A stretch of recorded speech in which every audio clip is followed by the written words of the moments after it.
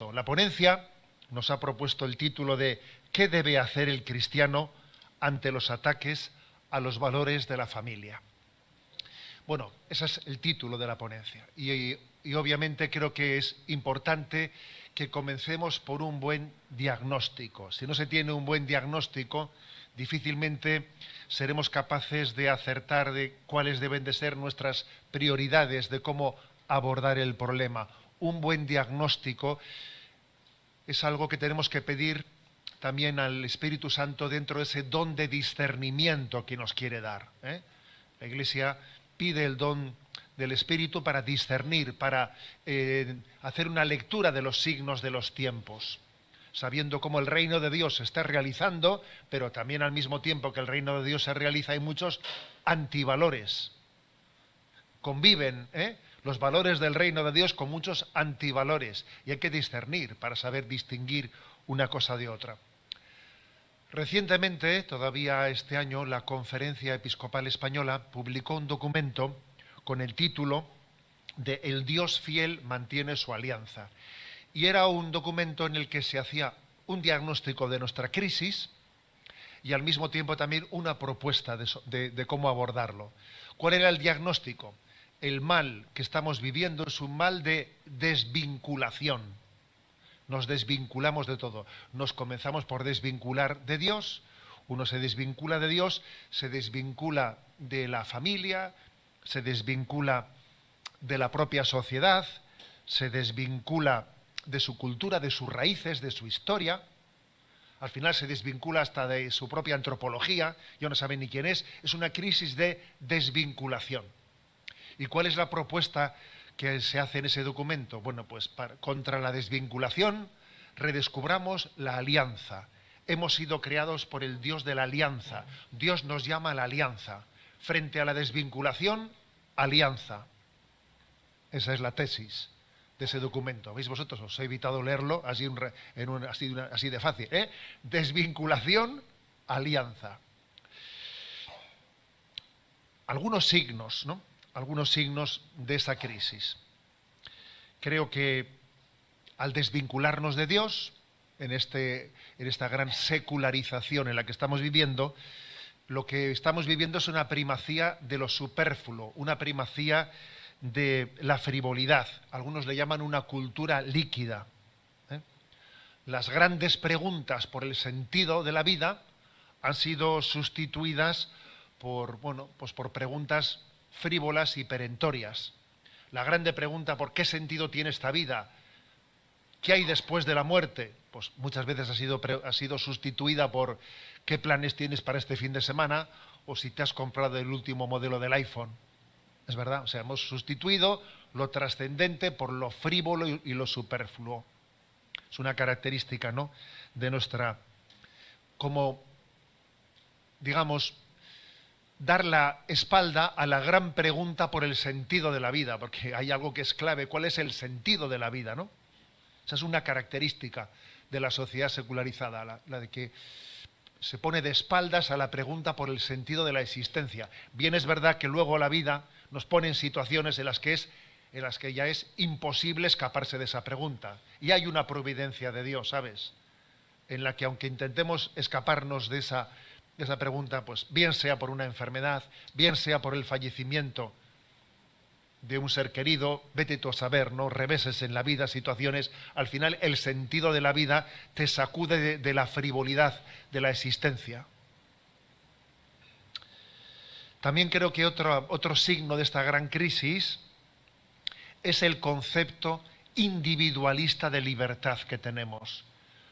Se ha ido generando poco a poco como si el máximo valor fuese mi libertad individual, mi proyecto de autodeterminación. Eso parece que es lo que más se valora en nuestra cultura, la autodeterminación. Yo decido, hago lo que quiero, soy libre, ¿no? Es curioso, ¿no? Esto lo caracteriza nuestro tiempo. El derecho a decidir, yo tengo derecho a decidir. Pues en España también hemos aprobado la ley de eutanasia. Yo tengo derecho a decidir cuándo y cómo me muero. Derecho a decidir, ¿no? Claro, el derecho a suicidarse, pues fíjate tú qué derecho, ¿no? ¿Qué derecho es ese, no? El derecho a decidir es un concepto de libertad desvinculada. Un concepto de una libertad que no atiende a una verdad. Jesucristo nos dijo, la verdad nos hará libres. Y hoy en día en este antivalor te dice, no, la libertad me hará auténtico. Hombre, te hará auténtico si lo utilizas bien. No es cierto que la libertad te hace auténtico. Te hace auténtico si la utilizas bien. Es la verdad la que te hace libre, no tanto la libertad la que te hace auténtico. Si la libertad la oponemos a la verdad, si la oponemos, ¿no?, a la obediencia, pues entonces tenemos un serio problema, ¿no? Hemos opuesto libertad a obediencia a la verdad. Entonces es un problema. Decía Chesterton, ¿no? Decía, con perdón de su palabra que siempre es provocativa, ¿no? Decía Chesterton, ¿por qué todos los tontos del mundo se piensan que solo son libres cuando desobedecen? ¿Y por qué no cuando obedecemos no se nos ocurre decir, soy libre, obedezco? Solamente se nos ocurre decir, soy libre, desobedezco. Pero ¿por qué hemos caído en esa trampa? La verdadera libertad está en reconocer la verdad y ser obediente a ella. Claro. Esa es la verdadera libertad, ¿no? Por eso, fijaros, frente a esta crisis, ¿no?, de individualista, de una libertad desvinculada, pues hay que decir que la familia se nos presenta como el verdadero refugio, como el último refugio de la libertad del mundo. ¿Dónde somos verdaderamente libres, señores? En el seno de la familia. En el seno de la familia es donde somos verdaderamente libres. Ahí es donde experimentamos. ¿Por qué? Porque tenemos un compromiso con la verdad. Un compromiso con la verdad. Porque allí nos queremos, y allí nos corregimos y nos ayudamos. Allí vivimos la verdadera libertad, ¿no? La familia se presenta como el último refugio, ¿no?, el verdadero refugio de la libertad del hombre. Frente a esa imagen de que para ser libre yo necesito desvincularme de todo, romper con mi familia, hacer mi proyecto al parte, ¿no? Tercera característica de esta gran crisis que vivimos, ¿no? Pues yo la describiría de la siguiente forma, ¿no? El deseo sustituye a la voluntad. Lo sustituye, ¿no? Es así, ¿eh? Yo suelo contar una anécdota que me pasó, pues no hace mucho, pues en unas confirmaciones, en unas confirmaciones en las que estaba con un grupo de chicos que se iban a confirmar, y entonces, pues, tengamos un pequeño diálogo, ¿no? Y para ayudarles a pensar, porque también creo que es bueno ayudarnos a pensar, se me ocurrió decirles, a ver, ¿quién de vosotros me dice qué diferencia hay entre quiero y me apetece? Y claro, se quedaron un poco cortados, ¿no? Y uno empezó a intentar explicarlo y dice, pues, a ver, quiero una cosa, quiero es pues, que me apetece, ¿no? Claro, dice ahí, me apetece, pues es que quiero. No, obviamente no era capaz de distinguirlo. Yo por ayudarles, pues se me ocurrió preguntarle, a ver, vuestro padre, esta mañana, por las mañanas, ¿a qué hora se levanta para ir a la fábrica? Y entonces, claro, dice uno, pues a las 5 de la mañana. Y dice, ¿y tú crees que le apetece? Y dice, no. ¿Y tú crees que quiere? Y dice, no, tampoco. Digo, pero hombre, querer sí quiere. O sea, me quedé impresionado, que yo pensaba que les había puesto el ejemplo perfecto para distinguir entre quiero y me apetece, pero eran incapaces de hacer la distinción. O sea, hay una gran... O sea, hemos llegado a generar una cultura en la que cuesta distinguir quiero y me apetece. Y en esa distinción nos va la vida, claro, distinguir entre quiero y me apetece. Supone, obviamente, eso que hay una falta de señorío dentro de nosotros. Uno se piensa que es libre y resulta que, pues, dime de qué presumes y te diré de qué careces, porque tú tienes una falta de señorío sobre ti mismo y al final no es que tú hagas lo que te dé la gana, no.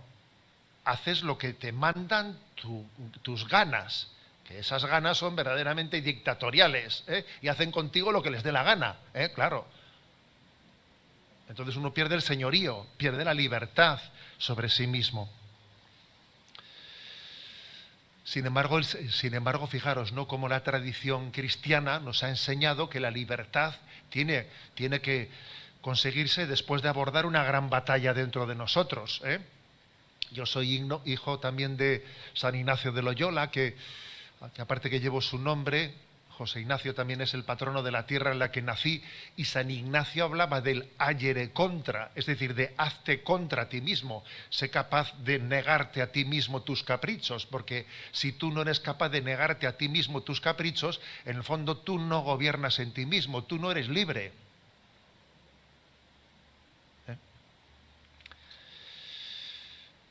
Creo que otro de los males de nuestro tiempo, que configura también la existencia, es el hecho de que a veces se confunde moralidad con legalidad. Y entonces, como quizás hemos estado acostumbrados a unos ciertos tiempos de cristiandad en los que los estados, más o menos, porque los estados nunca han sido cristianos, vamos a ser claros. Pero bueno, como ha habido un cierto tiempo de cristiandad en el que lo legal solía estar dentro de un espectro de moralidad, pues resulta que hay una identificación, lo legal es moral, y entonces eso también ha surgido una gran crisis, ¿no? Parece como si mi punto de referencia fuese lo que es legal, pero eso es una gran debilidad. Incluso creo que estamos viendo, ¿no?, cómo las políticas, una de las debilidades de la democracia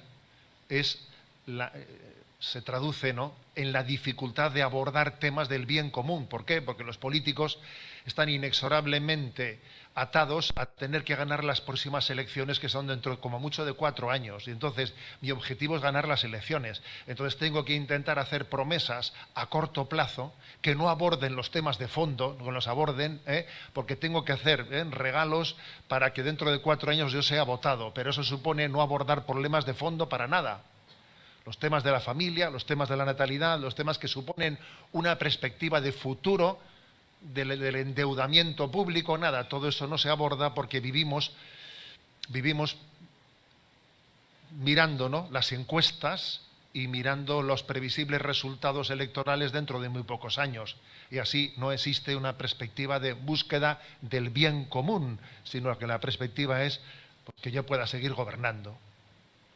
Y en cuanto que consiga el próximo gobierno, de nuevo estoy pensando en las siguientes elecciones para seguir gobernando. Y no abordamos los verdaderos problemas del hombre, que exigen no un cortoplacismo de 3 o 4 años, no exigen tomarse las cosas más en serio, haciendo las grandes apuestas del futuro de la sociedad.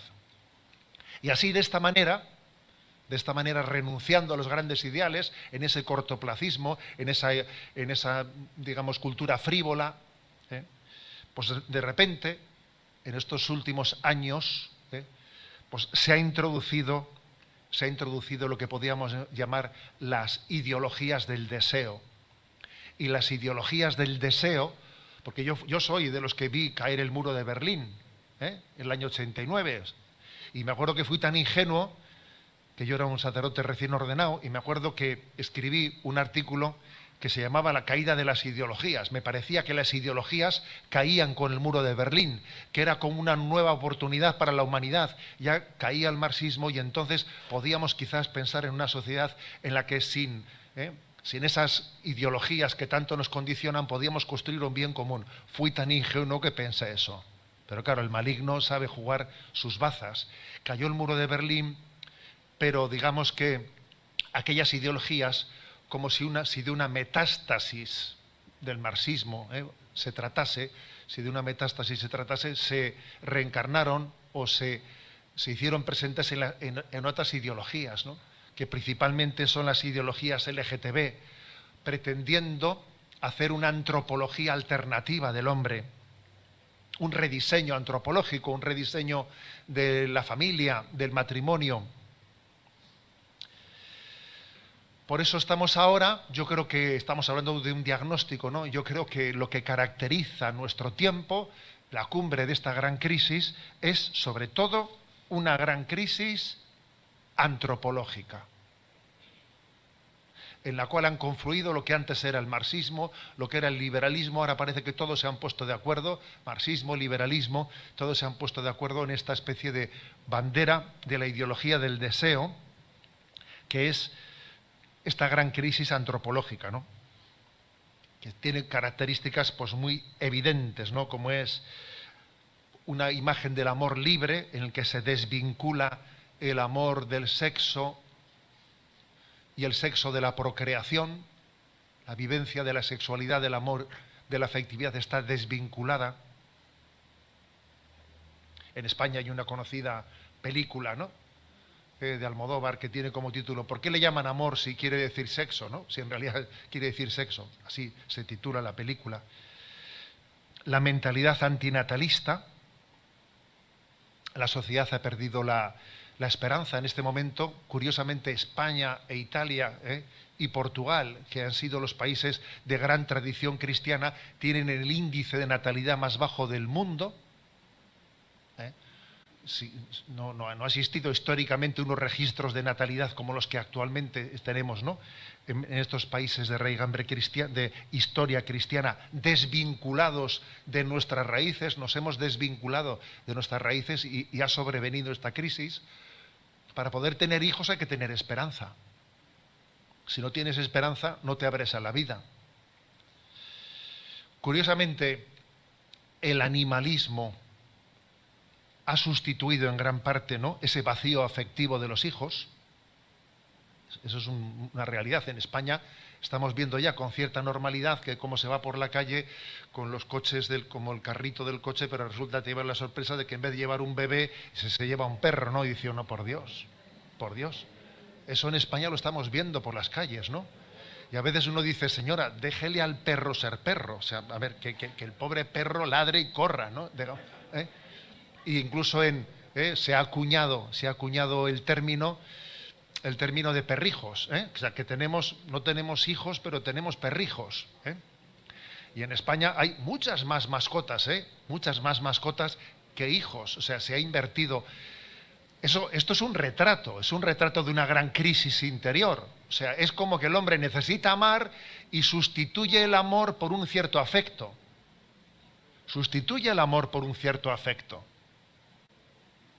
Es todo un reflejo, es todo un retrato, ¿no? No sabemos lo que nos pasa y precisamente eso es lo que nos pasa, que es que entonces no sé qué me ocurre y entonces intento buscar en un animal pues una compensación afectiva de mi soledad interior. Bueno, el ecologismo ideológico también intenta suplir tu falta de ideales. No tienes ideales, sustituyes los 10 mandamientos, parece como si el hombre necesitase un gran marco de los 10 mandamientos, ¿no? Si no lo tengo, pues me los busco en un ecologismo ideológico, en el cual pues parece, ¿no?, que algo que en sí es un valor, porque por supuesto la ecología es un valor, pero claro, cuando se toma como un valor absoluto y desvinculado, pretende suplir por los 10 mandamientos de la ley de Dios, ¿no? Y en esta desvinculación, quizás uno de los últimos puntos más digamos ya cumbres a los que hemos llegado, pues es la pretensión de que uno se desvincule de su propia identidad.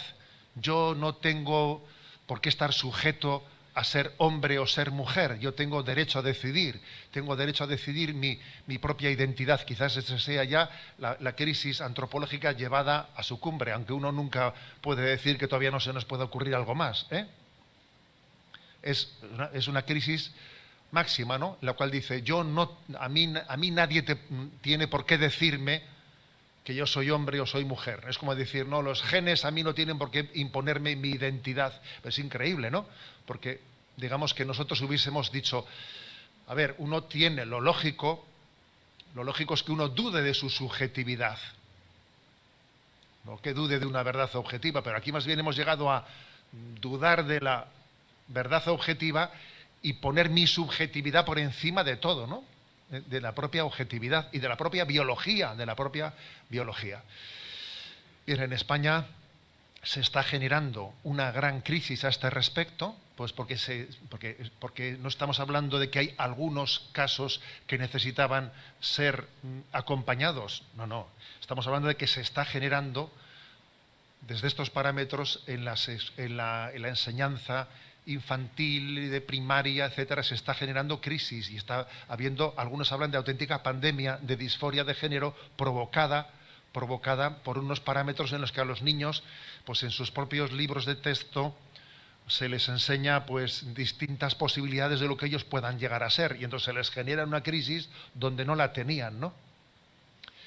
Se ha publicado un libro con gran éxito de venta,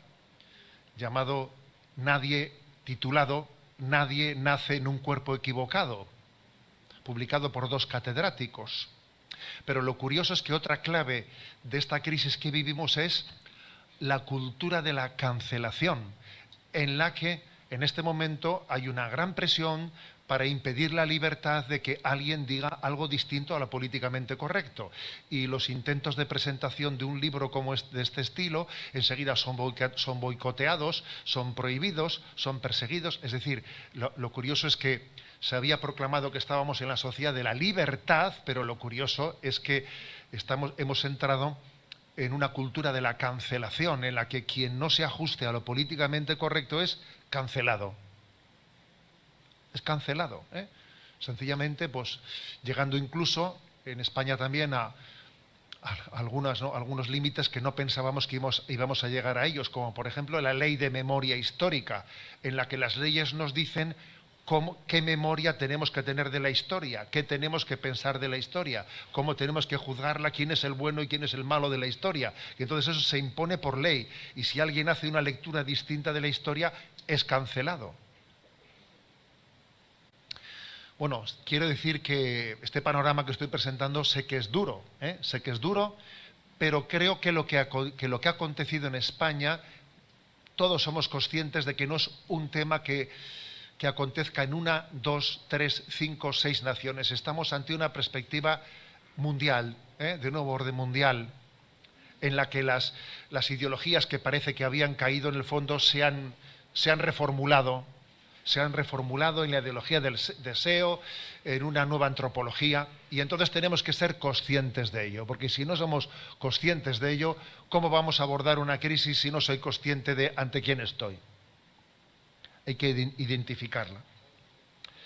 Bueno, pero como decía, ese documento de la Conferencia Episcopal Española dice, el problema es la desvinculación, pero la solución es la alianza. Y la alianza de Dios con nosotros, la alianza de la Santísima Trinidad con la humanidad, tiene un lugar, voy a decir yo, cumbre para realizarse, que es la familia. Es la familia y la Iglesia, pero ahora me refiero especialmente a la familia, ¿no? La familia es la respuesta. En primer lugar, Dios, darnos cuenta de que tenemos que entendernos a nosotros mismos, no de una manera individualizada, ¿no? Para empezar, yo no soy un individuo, soy una persona, que hay una gran diferencia entre ser individuo y persona. Con perdón de Descartes, ¿no? que tenía esa concepción individualista, pienso, luego existo, como si la existencia naciese, o sea, comenzase cuando tú te pones a pensar.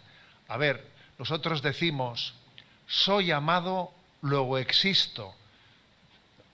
Partimos de un amor absolutamente libre, que es el amor de Dios, que ha decidido amarnos y crearnos, ¿no? Entonces reconocemos en nuestra existencia una iniciativa de Dios.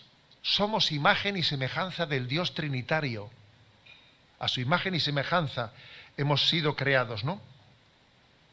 Y de ahí, ¿no?, nace esa alianza como respuesta a esa desvinculación. Y creemos de verdad que en la familia aprendemos ese amor de Dios. Aprendemos a dejarnos querer en el seno de la familia. Y vemos cuando, por ejemplo, cuando ha habido carencias afectivas en el seno de la familia, esa herida es muy seria y hay que ver cómo se complementa y cómo se suple. En la familia aprendemos que el amor es gratuito, que el amor es incondicional. En la familia aprendemos a compartir. Y es un ejercicio duro, una tarea dura que tiene lugar en el seno de la familia. ¿Qué es lo primero que aprende a decir un niño? Esto es mío, ¿eh? O sea, a ver, eso es lo primero, esto es mío. Para enseñarle a decir como una cosa se comparte con los demás, tiene que haber una gran tarea educativa. En la familia se nos enseña a compartir. En la familia se nos enseña a priorizar a los más débiles. Cuando alguien está enfermo en el seno de nuestra familia, movilizamos la familia para ponernos al servicio del enfermo. Y si el abuelo está enfermo y si hay alguien en la familia, nos movilizamos en favor del débil. Allí lo aprendemos. Que no es verdad que nosotros estemos sujetos a la ley de la selva. No, en la familia lo aprendemos. El más débil es el que marca el ritmo de la familia. Y todos nos acompasamos a él.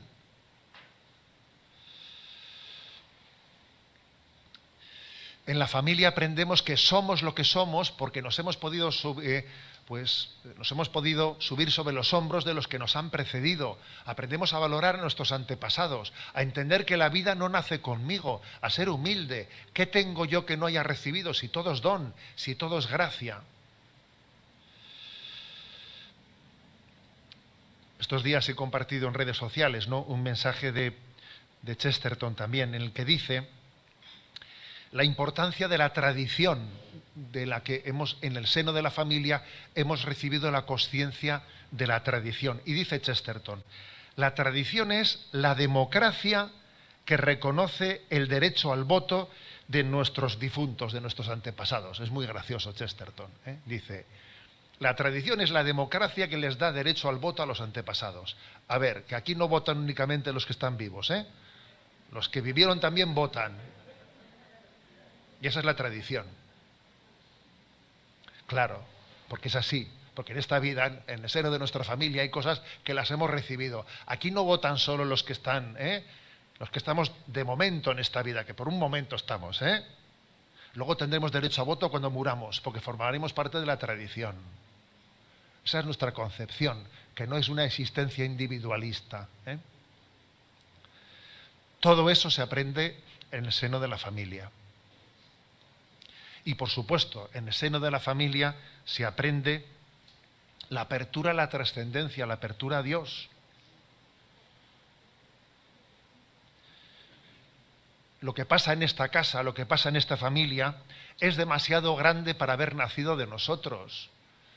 Una familia es un milagro y es tan maravillosa que no puede haber nacido de sí misma, ha nacido de Dios, ¿no? Una familia es un lugar en el que se reconoce la presencia de Dios. Se entroniza el Sagrado Corazón de Jesús en su seno para que Él nos enseñe a amar, para que aprendamos a amar en el seno de la familia, ¿no? Por lo tanto, ¿no?, decía San Juan Pablo II, y esta es la tesis del diagnóstico, en torno a la familia y a la vida se libra el combate fundamental por la dignidad del hombre. Hoy en día, en torno a la familia, en torno al reconocimiento de la dignidad de la vida, ese es el combate fundamental en el que está en juego la dignidad del hombre. Por lo tanto, frente a la desvinculación, alianza, y la alianza y la familia es alianza, ¿no? Y así, de esta manera, afrontamos esta gran crisis, pidiendo a Dios la fortaleza de nuestras familias. Hay una cita, otra cita más de Chesterton, perdonad que sea tan así, recurre a él con tanta frecuencia. Dice él, el capitalismo, al igual que el marxismo, está en guerra con la familia. Desea que sus víctimas sean individuos, o dicho de otro modo, átomos. Sin la familia quedamos desvalidos frente al Estado. Cuando los hombres están solos y divididos son débiles. Al Estado prefiere tener como interlocutor no a la familia, sino un individuo. Al individuo le manipulo más fácil, ¿sabes? Tanto el marxismo como el capitalismo. El capitalismo porque le interesa así tener más consumidores, porque se consumen más 6 individuos individualmente que una familia de 6, eso está claro. El capitalismo prefiere tener individuos consumidores, no familias que son austeras y saben regirse saben consumir lo que necesitan y no necesitar lo que se consume. Y el marxismo prefiere tener como interlocutor al individuo al que se le manipula más fácil que en una familia que tiene tradición, y a la tradición no la manipulas tan fácil.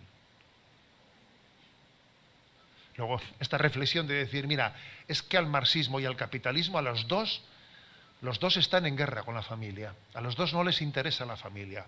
Luego nosotros, desde nuestra concepción católica, desde la doctrina social de la Iglesia, decimos, señores, familia, familia y familia, ¿no? La familia es como, decía Chesterton, una familia fuerte es como un Estado libre, que tiene capacidad de defensa, que tiene capacidad de hacer unas fronteras frente al influjo del mundo. Una familia fuerte es como un Estado libre. Bueno, pero como el título de la ponencia era ¿qué debe de hacer el cristiano ante los ataques? Voy a responder a la pregunta, porque si únicamente describo los problemas, pero no describo, pues entonces no he respondido al título de la ponencia. Voy a ello, ¿de acuerdo? Y entonces, ¿qué tenemos que hacer? ¿Qué tenemos que hacer? Lo primero, ya lo habéis visto, me he prodigado en ello. Hay que tener capacidad autocrítica. Una cosa es ser un criticón. Eso es otra cosa, de los defectos ajenos y tú no tienes ninguno. Bien. Pero tener capacidad crítica, tener capacidad de lectura de los signos de los tiempos desde la doctrina social de la Iglesia es necesario. Es necesario. Porque todavía hay algo más grave que el hecho de lo que está ocurriendo. Y es que ocurra sin resistencia alguna por nuestra parte. Eso sería todavía más grave.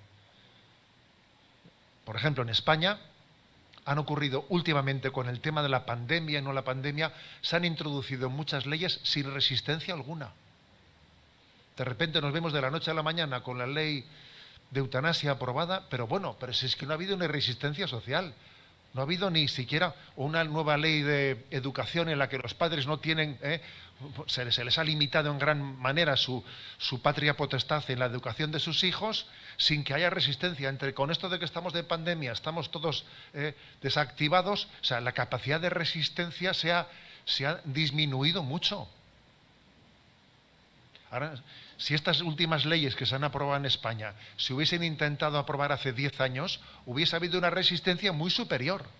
Pero es que ha habido, con el paso de los años, un desactivarnos y un perder capacidad crítica, y eso es muy grave. Por lo tanto, obviamente, capacidad crítica, para eso es bueno formarse, para eso es bueno leer y ver de qué manera hacemos un diagnóstico de la crisis del momento, ¿no? Pero en segundo lugar, es importante pasar de la crítica a la autocrítica, claro.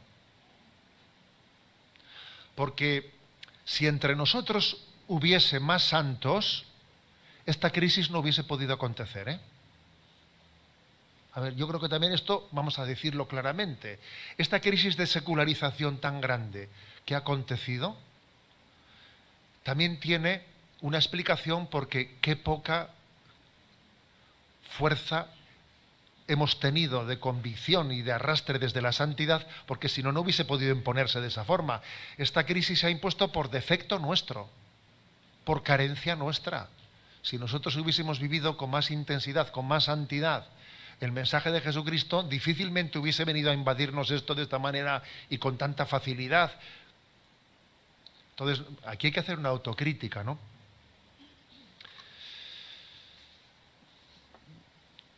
Igual que también la mediocridad es contagiosa, también la santidad es contagiosa. Entonces, tenemos que hacer una crisis. Aquí existe una crisis de santidad, una crisis de santidad.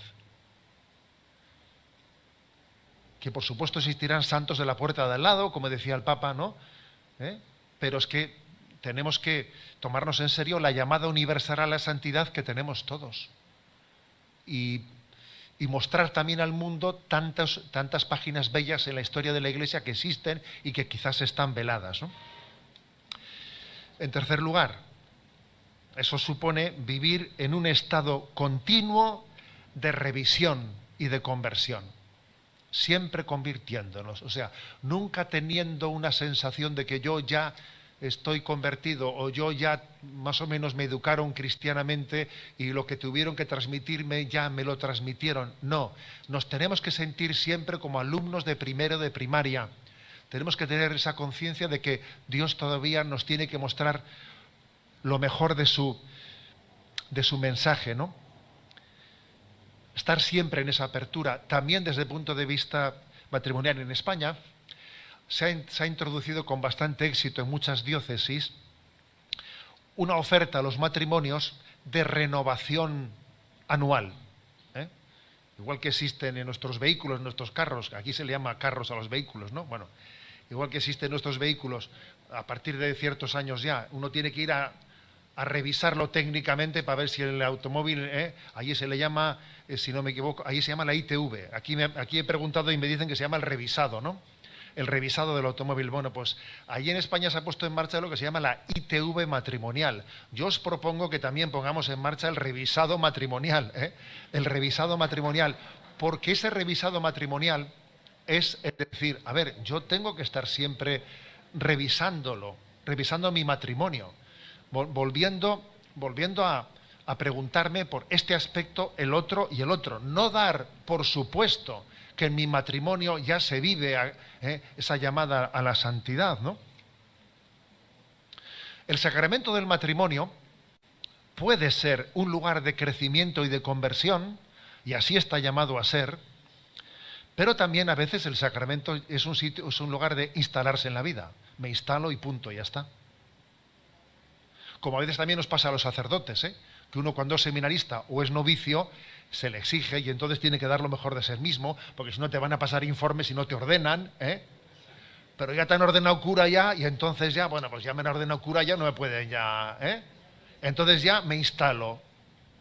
Uno, cuando es seminarista o cuando es novicio, entonces parece que tiene que dar el do de pecho, pero cuando ya he llegado a estar en el estatus de funcionario, bueno, pues lo mismo pasa con el matrimonio, Lo mismo pasa con el matrimonio, y eso es un cáncer. Es un cáncer en la vida sacerdotal, es un cáncer en la vida religiosa, es un cáncer en la vida matrimonial. El revisado matrimonial es clave. O sea, el matrimonio no es un lugar, el sacramento no es un lugar en el que ya estoy instalado, ya tengo, ya me he colocado. En España eso se llama ser un funcionario, porque si eres un funcionario del Estado, ya tienes trabajo para toda la vida y ya no tienes... A ver, ya como ya estoy casado, pues ya... Eso es un mal moral muy grande, porque el amor tiene que ser reconquistado día a día y nos tiene que llamar a la santidad, ¿no? Es el escenario principal de mi santificación. Es el lugar principal en el que se pone en práctica las obras de misericordia, corregir al que yerra, dar buen consejo al que lo necesita. También es verdad que dice sufrir con paciencia los defectos del prójimo, todo hay que integrarlo. Hay que integrar una cosa y otra. Pero es que es en el seno del matrimonio donde se tiene que producirse, corregirnos, tener paciencia, ayudarnos. O sea, ese equilibrio es en el seno del matrimonio, ¿no? Y qué importante es que venzamos el amor propio. Que cuando nos corrijamos entre nosotros no nos sintamos humillados. Ya estás otra vez. Que no te pongas a la defensiva. Que te están ayudando. Que te están intentando iluminar para que crezcas en la vida, que las correcciones que se nos hagan en el seno de la familia las admitamos, las acojamos como un regalo de Dios.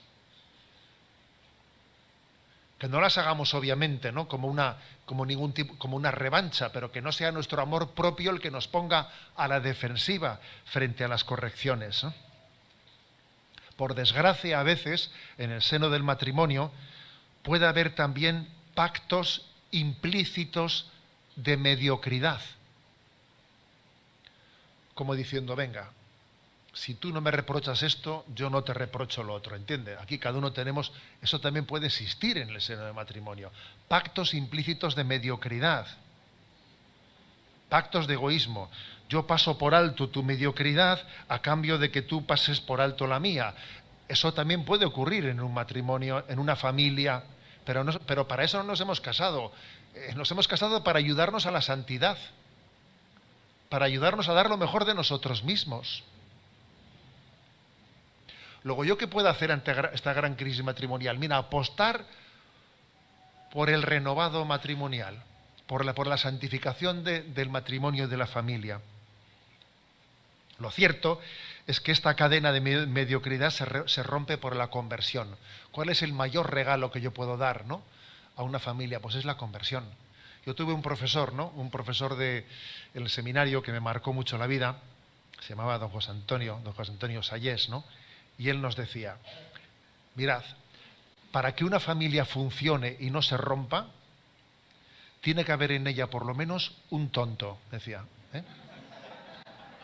Tonto, lo que el mundo entiende por un tonto. O sea, alguien que asuma todas las cosas, alguien que cargue, que haga las tareas. Este es tonto, Lo que, claro, parece que el que sirve, este mundo le llama un tonto, Entonces decía él: para que un matrimonio no se rompa, para que una familia no se rompa, tiene que haber por lo menos un tonto. Y para que una familia sea feliz, tienen que competir todos a ver quién es más tonto, Entonces será cuando esa familia sea plenamente feliz. Cuando ellos se dejen se olviden, ¿no?, se olviden de esta lógica mundana en la que parece que el listo es el que vive bien y no hace nada, y entiendan que la sabiduría de Dios es la de en todo amar y servir, la de elegir el último puesto, la de elegir el puesto del servicio, eso que el mundo entiende que es hacer el tonto, que entendemos que es lo que te hace feliz, amar y servir, ¿no? Eso creo que tiene que ser motivo de revisado en el seno de la familia. Algún detalle más me atrevo a dar y voy a ir concluyendo.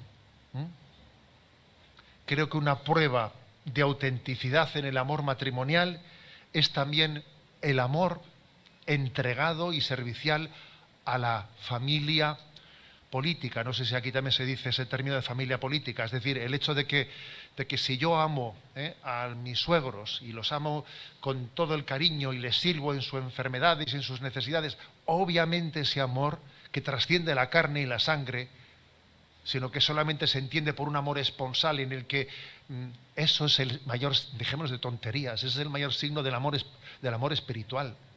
Cuando eso se da, cuando yo me entrego a mis suegros como si fuesen mis propios padres, no hay prueba más fuerte de autenticidad del amor, de que una familia funciona bien. Porque hemos superado los límites de la carne y de la sangre y hemos dejado que el espíritu lo invada todo.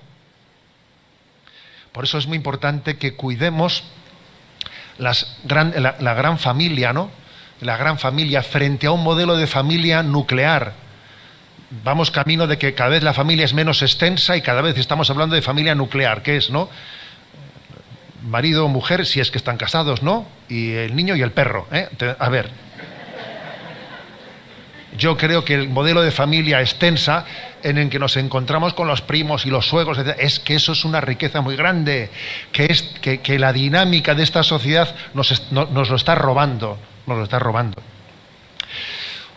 Otra pequeña indicación a tener en cuenta: qué importante es que en ese revisado matrimonial cuidemos de que las cruces compartidas que tenemos en el seno de la familia, las cruces compartidas, nos unan y no nos dividan. A veces cuando en un matrimonio hay problemas, por un hijo, por un tal, por un cual, los problemas nos tensan, nos aislamos, cada uno vive sus problemas aisladamente y deterioran el matrimonio. Las cruces están hechas para unirnos. Las cruces tienen que ser lugar de encuentro, en el que oremos juntos el matrimonio por esta cruz, por este problema, confiando en la providencia por encima de todo, ¿no? Tenemos que ser una familia apostólica, porque el matrimonio no consiste en mirarse el uno al otro a la cara, sino en mirar los dos en la misma dirección. Mirar en la misma dirección y pensar en la extensión del reino de Dios. Una familia apostólica en la apostolicidad de una familia tenemos uno de los indicativos también más importantes de su salud espiritual. Una familia que no se centre a nuestros problemas ad intra, sino que sea una familia de puertas abiertas, una familia evangelizadora, una familia apostólica. Y por último, voy a concluir diciendo, podríamos decir tantas cosas, ¿no?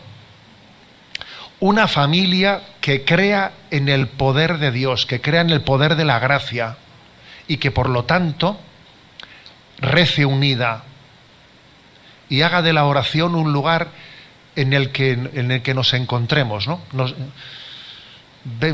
Encontrarnos en la oración, saber que de ella recibimos la fuerza, ¿no? La famosa expresión esa de que una familia que reza unida permanece unida, una familia que tiene en la oración su lugar de encuentro y su oxigenación.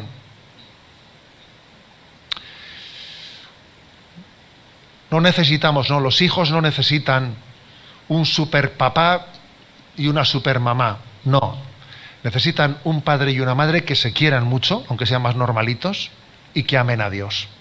Eso es lo que necesitan. La familia necesita un padre y una madre que posiblemente sean débiles, sean frágiles, pero que se quieran mucho, que luchen por amarse y por quererse, y que amen a Dios, y que de ese amor a Dios sobre todas las cosas, pues de Él les traigan pues toda la gracia, toda la fuerza que necesitan, ¿no? Para ese revisado y para ese renovado familiar que tanto necesitamos, ¿no?